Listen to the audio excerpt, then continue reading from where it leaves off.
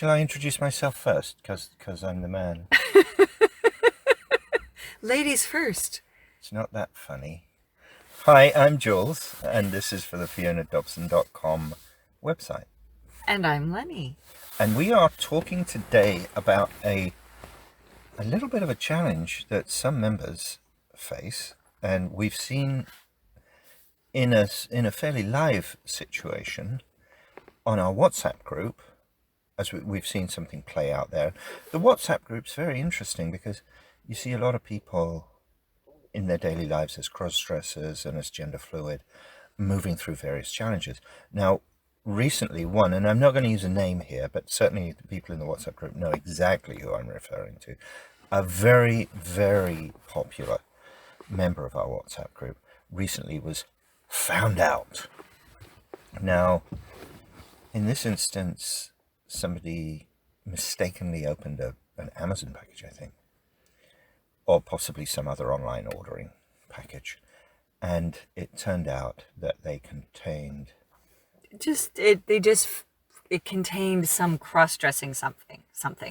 right, and it was pretty clearly for a cross-dresser. And then one way or another the family managed to get involved, and suddenly the person sort of retreated into a cocoon. And I think that's a fairly good description of what happens for a lot of people if they're discovered or they fear this happening. What's your take, Lenny? Well, I think that it's just a lot of people have at some point in their life been outed, right? You were outed Yeah. very unpleasantly a number of years ago to your grown children. And we'd like to think that something that's so personal that we are going to have control over that, but unfortunately, so very often we don't have control over that. We're outed by somebody or somebody. Well, I'll give you a little bit of and this is all recorded live, by the way, so I'm dropping this one on top of Lenny without having warned her about it. There was actually someone on Twitter the other night who was approached by someone who they had considered a friend at college or somewhere, who knew that they were moving into the realm of moving towards gender reassignment surgery, but this person hadn't come out yet. So they were moving into the center of the sort of gender spectrum with the intention of going for full reassignment. And this friend, supposed friend, said, "You can give me $1,000 or I'm going to tell your family." Ew. Yeah. Right. So that's a weird one. But there's been times I've heard of people who are outed, like in a strangely positive way, like somebody who didn't think they were doing bad outed them accidentally, or used a pronoun in an inappropriate space, or used a different name in an inappropriate space and sort of did that. Oh, you didn't know? So there's various ways that you can get outed, both maliciously and with all the best intentions and with all that stuff. I think that with the outing, it's just that it's not in your control, right? And I that's think the that's problem. the biggest right? part of it, that it's a shock. And the first response to that is what? Probably shame, right?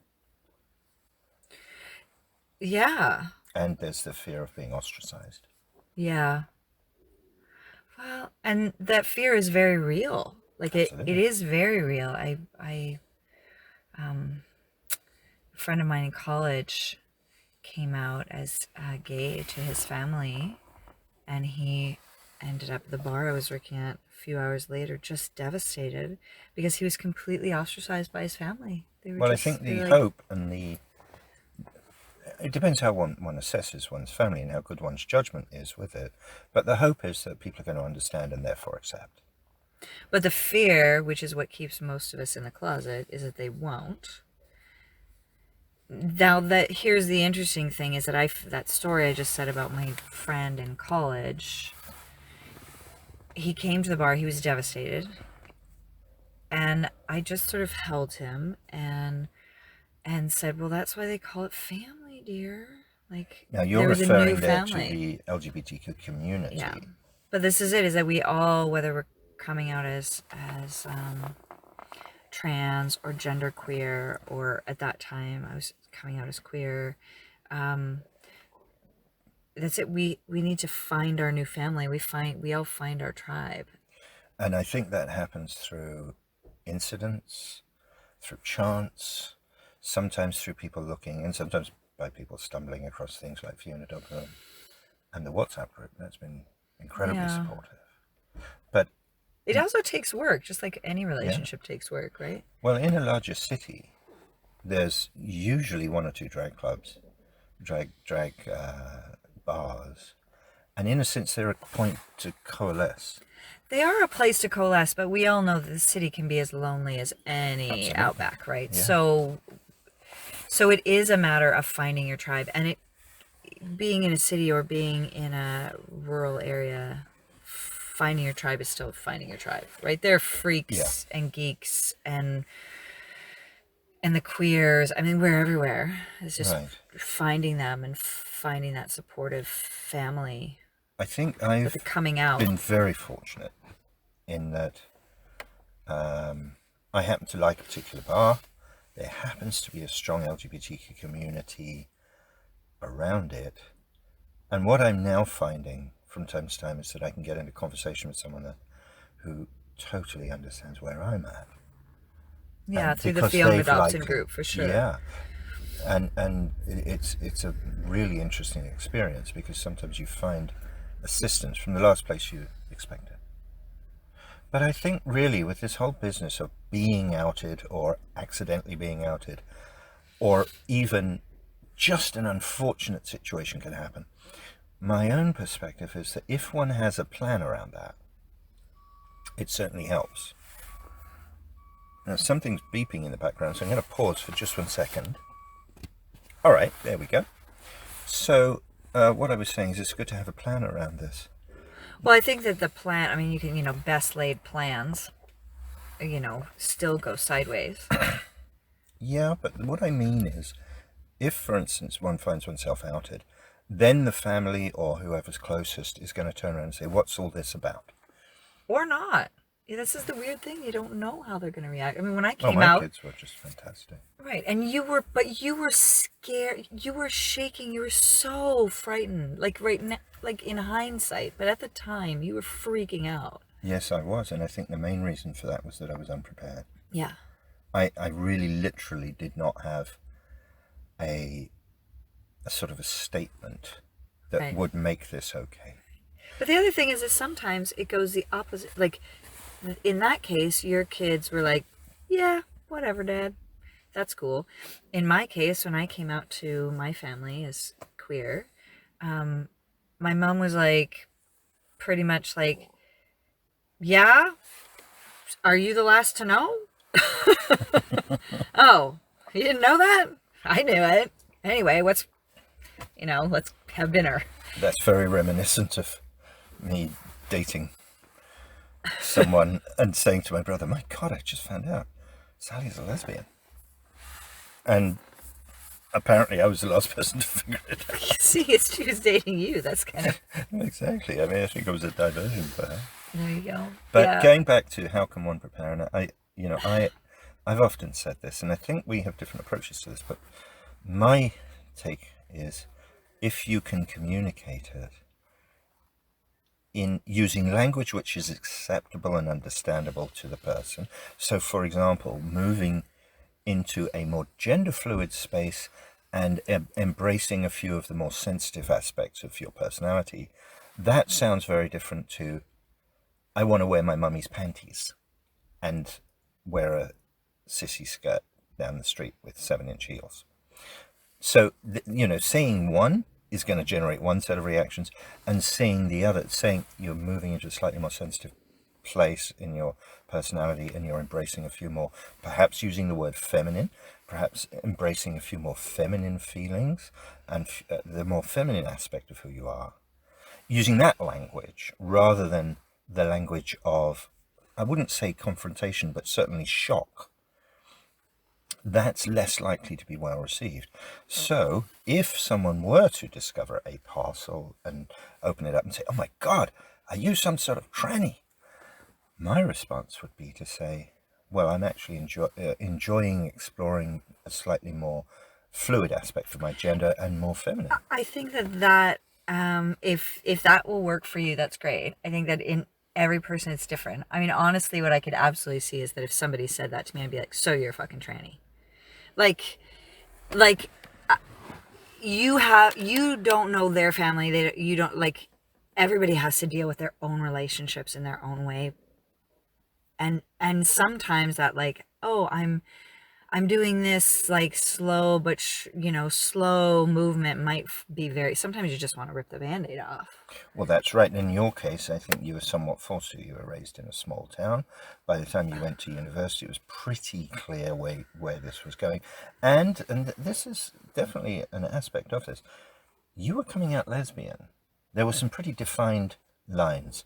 Now, as trans and non-binary and gender fluid has all kind of come more to the fore recently, to put it bluntly, there are sort of more options now. There are more options, and the interesting thing is that I feel like the coming out process has been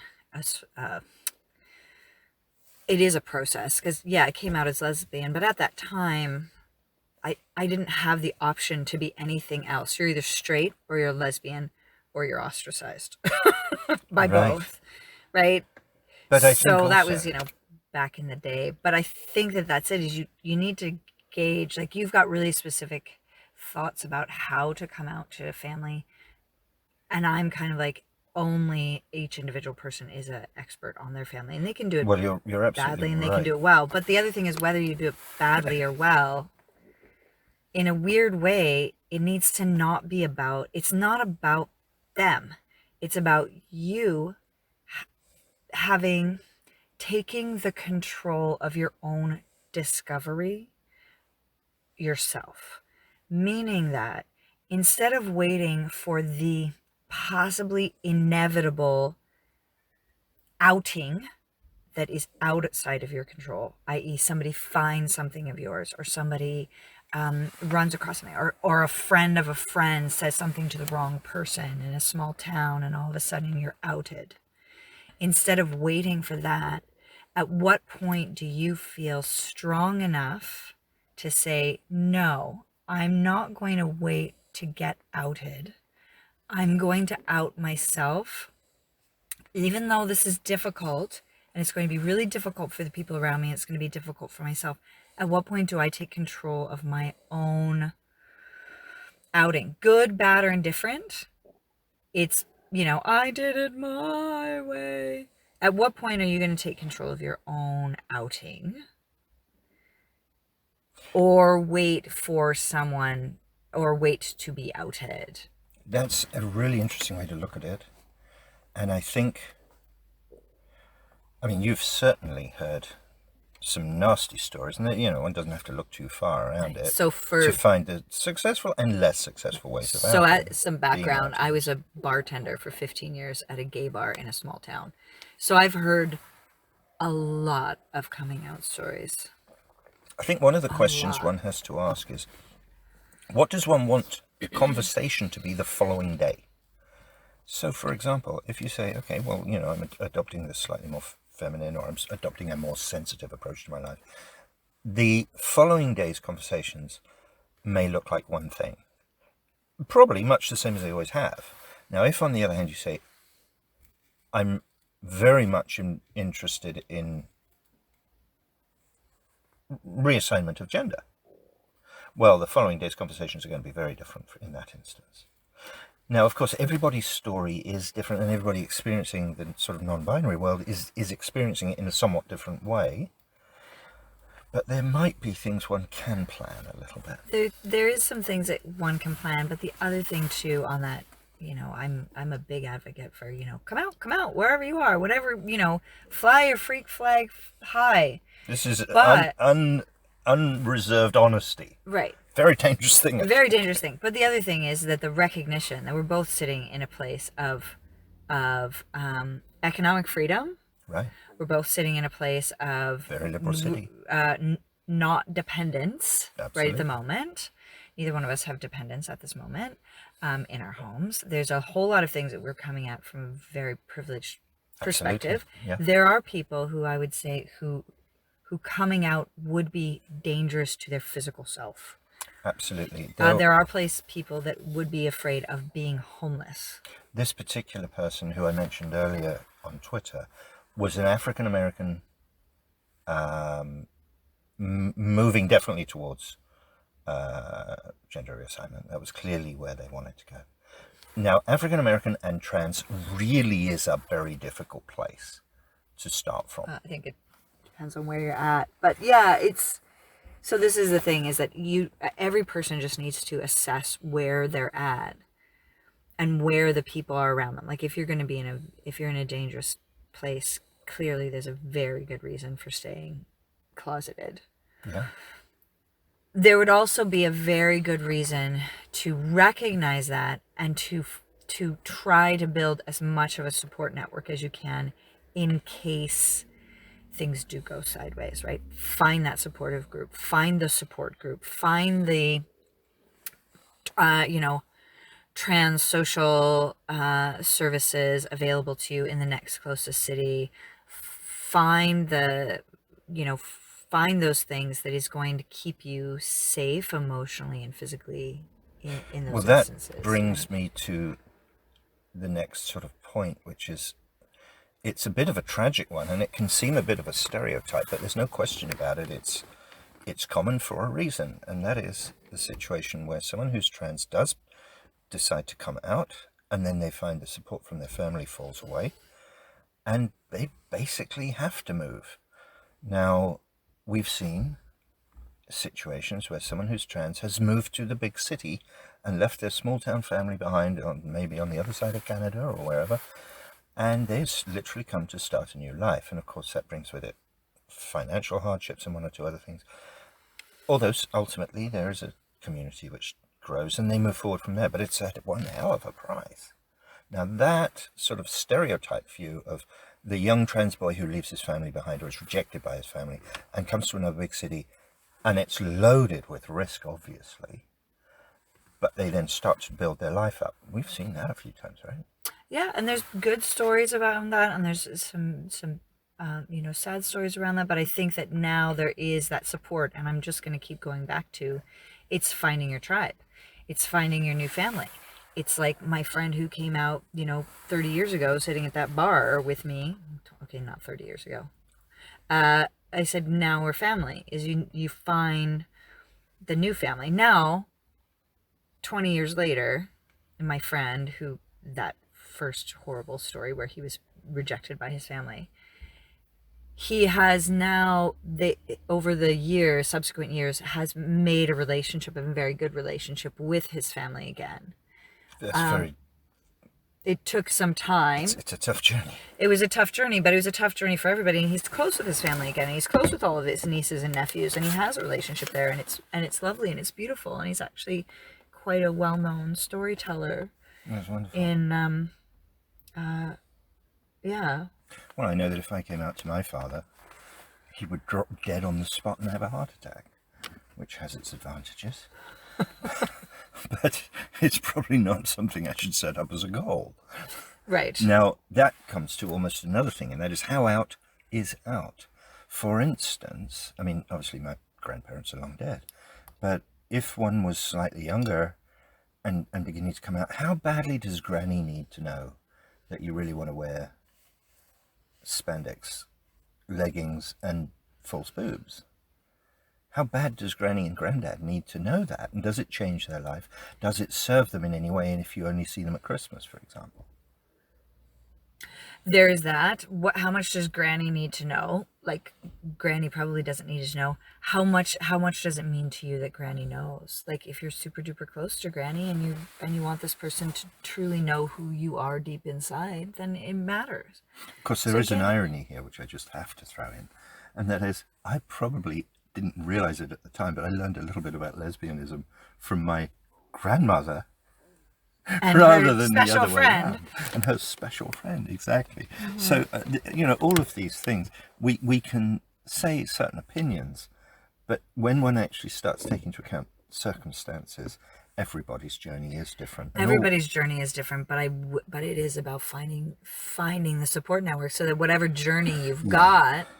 I mean, really, you've been going through this journey over the past few years of coming out as a gender fluid person, choosing more often the they pronoun, presenting in a more feminine way on like in the streets on a daily basis, and you have a tribe.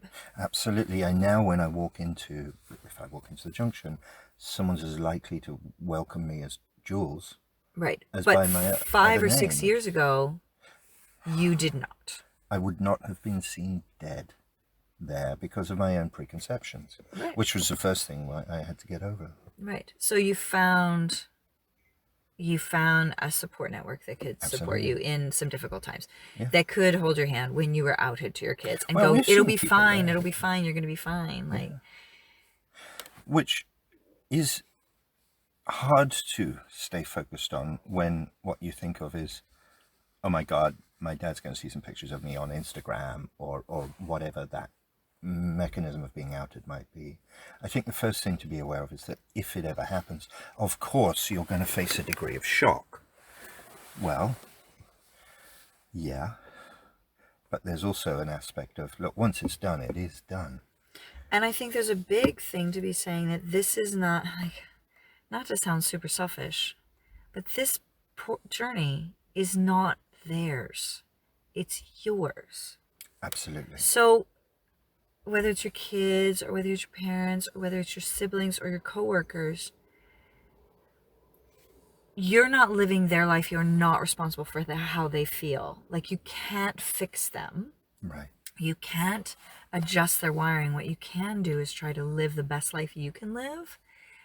And you're doing nobody any favors by sitting in a miserable little closet to make everyone else comfortable. Well, this is absolutely right. It tends to be the trans or the non-binary or the gender fluid that has to make the sacrifices for everyone else, or at least that's the way it's perceived. It doesn't make them feel any better. No. And it certainly just kind of wrecks your life. So you have to live your best life. Well, I think that's one of the hardest parts of this, because most people who've got the intellect and sensitivity to sort of examine these things also at some point has to come to the place where one says, if you can't be honest with your family, who can you be honest with? Now, there is the thing of saying, well, I don't want to hurt these people. Well, you are in a sense hurting them by presenting a lie to them. So this is a very, very difficult topic. It is a very difficult topic, but I think that's it. Is it like there's 10,000 coming out. So there's as many coming out. There's many different versions of how to come out, right or wrong, out there. You can look at the internet; they're everywhere. And you've got a way that I seep out. You're seeping out versus other people like come out like I'm here. It's what is right for each individual person. But I would universally say if it has been at all a good process ever, or anything you could look back on 10 years later and go, well, there were some good things that came out of that process. It's that there was a support or a tribe. I think that's absolutely right. It's going to be uncomfortable for everybody. It's just an uncomfortable process. Really the single most important thing in how one supports oneself is find the tribe, build the community. Yeah. And it can be online. If you're living in a small Appalachian village, well, community is more likely to be found online than it is in some gay bar in a city or a town with 500 people in it. Or there's holidays, right? Definitely. I've met a couple of people that to the holidays. There's a wonderful gentleman I met on a plane in Mexico, and his life, he couldn't be out, and he took, several vacations a year to a community that he was out, and he had friends. Puerto Vallarta, which is well known as a very, very liberal city in Mexico. Exactly. But isn't that actually fantastic, though, that on the one hand, the Mexican sort of system is sophisticated enough for him to realize he really does need to sort of exercise this, so he's not crushed with shame. And he finds a good place to do it. Of course, it also does depend. There's a level of privilege there, isn't there? I'm going to guess that, well, first off, he was on a plane. So he's not broke. Second, he was probably, I would say, if it's typical of Fiona Dobson membership, he was probably fairly affluent, pretty intellectually mobile. He's probably, able to talk to a very broad range of people. He's probably a pretty sort of established guy, right? Person. So he just established, they had established themselves another community outside of the community they worked in, which is, for a little while there, I worked on the North Slope oil slopes. It's Let pretty me tell you, macho. I was Macho, not out of the yeah. closet there. I stuffed myself right back in. Because it was just would not have been safe. It was a temporary job thing where I made a whole lot of money, and I went up there and I just didn't talk about boyfriends or girlfriends or anything, and did my work, and then came back Right. to came back to a supportive community outside of that. But Well, I living think in the mining town, you're not necessarily going to be out. But if we sort of recap this very briefly, I think then that what we're really looking at is, okay, circumstances are probably the biggest single driver. Forethought is certainly something that having, if not necessarily an actual plan, at least some line of idea of what you would do were this to happen. So it's not absolutely shocking. And then the third leg on the stool is have community, so that you do have some level of support, to someone to go and talk to, whether it's a group of friends in a drag bar or whether it's one or two people online in Fiona Dobson WhatsApp or whatever. And there are other communities obviously as well. But I think as one realizes, this is definitely something which has some weight. This is not a two-way street. As one gets past a certain point, it's going to be your life. It's going to be part of your life. Now, you might as well be prepared for that, because this isn't something where you can just put those clothes away and think, you know what, I'm not going to do this anymore. It's just not worth it. It's part of who you are. Now, one way or another, who you are is likely to come out. There's there's shades of gray. I mean, there's a lot of people, especially within the Fiona Dobson world, where it really is something fun that they do on weekends, and then there's all the way through to people who are looking at, gender reassignment. That's the wrong way of putting it. Affirmation. Right. So there's the whole gamut, and that's it. Wherever you sit on that spectrum of gender and sexuality. I mean, there's so much diversity there. There's as much diversity around the family. It's just what feels right for you, and recognizing you are able to have control. You have permission to take control over how and when your self is shared, right? It could very well be something that's just an intimate thing you want to share with your intimate partner. You're right. If it's just something where this is with my wife or my girlfriend, that's definitely at one level.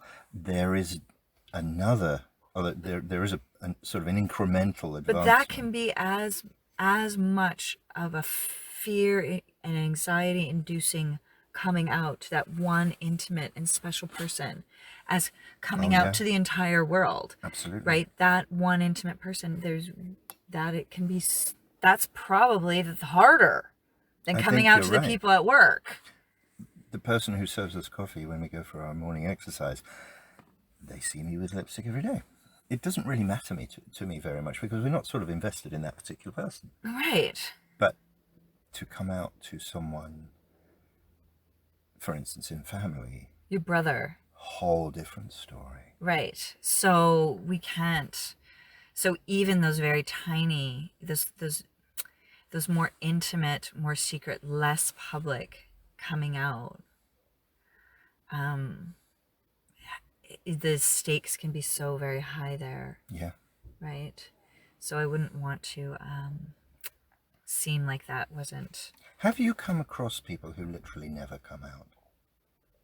For instance, I mean, in the lesbian community or even in the gay community, they lead one life, but they have no intention and simply never do come out. Yeah. I think that's a much more difficult place. Well, but if I know about them, they came out to somebody. Well, they came out to someone. Yeah. So no, because but I have known people who have kept it very under wraps, and it is very, very secret. Of course, that used to be the norm. So in a sense, things have moved forward pretty well. Yeah. And that is possible.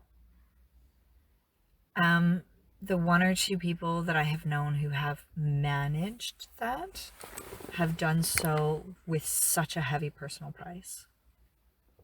That is frightening, isn't it? It was a very heavy personal price.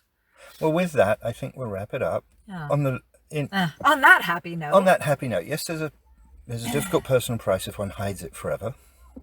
But at the same time, things are much better. And certainly in some of the more liberal cities, it's a lot more acceptable to be fluid or non-binary, whatever word one wants to use for it, and we get too caught up in those labels.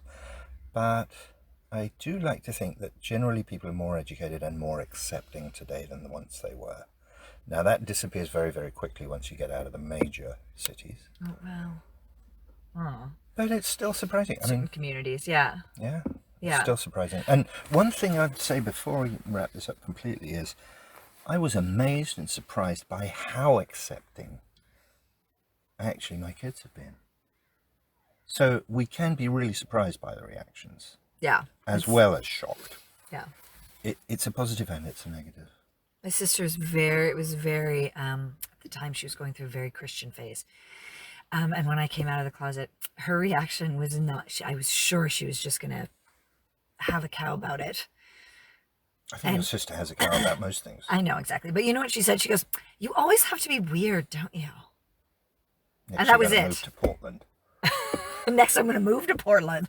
But before we do close this off, it is worth saying that every now and then we're going to come across someone like your mother who will go with you to the gay bar. And you talked about once other people almost in tears welcoming. Oh, yeah. Oh, yeah. Just tell us that story. So a little bit after I had come out, and we had been working at a gay bar. After that, I started working in the local, really small gay bar, which wasn't known as a gay because it was secret. So working at the gay bar, and my mom had come in for a drink because this is where I worked, and she was just welcomed so just hugely, and people were hugging her and buying her beverages and giving up their seat for her and all of this stuff, and afterwards she asked me, she's like, I got this reception like I was the freaking queen. What happened? What was that about? And then it dawned on me. I said, mostly at the time it was a lot of men, a lot of boys there, and I said so many of them were dropped by their family when they came out, so they don't have a mummy. So seeing it must have been very touching. She just started crying. I'm like, they don't have a mother. Like, you're the Wendy lady now. Well, this is an amazing thing, though, because it really does go to show there are those people out there. There is, yeah. And now that's not that weird. It's not that it's odd becoming to see more and supportive more, parents and supportive siblings and things like that. Okay. Yeah. Well, we'll leave it there because that's a very positive note. This has been Jules and Lenny. And you can find some great content about cross-dressing and gender fluidity and all kinds of interesting fun stuff on FionaDobson.com. And if you are in the realm of needing the support of a group, you can do a lot worse than looking at the Fiona Dobson Elite WhatsApp group. Okay. Well, thanks very much. All right. See ya.